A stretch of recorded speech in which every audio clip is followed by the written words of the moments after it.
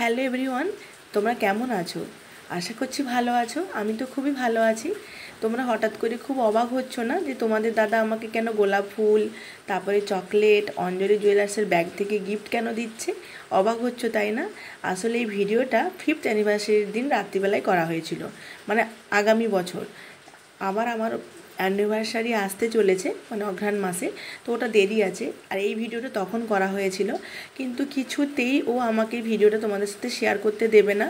নিজের স্মৃতি হিসাবে রেখে দিতে বলেছে যে তুমি করেছো ঠিক আছে ভিডিওটা, বাট তুমি এটা আপলোড করবে না, ফেসবুকে থাকবে। ঠিক আছে, এতদিন মেনে চলেছি। এখন বৃষ্টি হচ্ছে, অফিসেই আছে, 2-3 দিন বাড়িতে আসতে পারছে না। আমি গ্যালারিতে এমনি দেখছিলাম আর কি, দেখতে দেখতে ভিডিওটা হঠাৎ সামনে চলে এলো।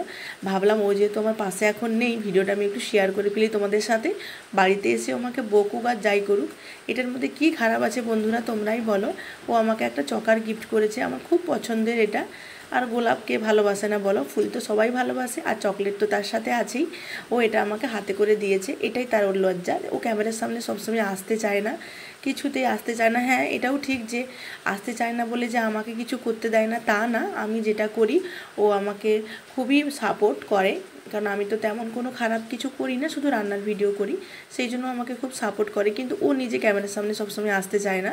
আর এই ভিডিওটা যখন করা হয়েছিল ও বলেছিল তুমি কিন্তু একদম শেয়ার করবে না।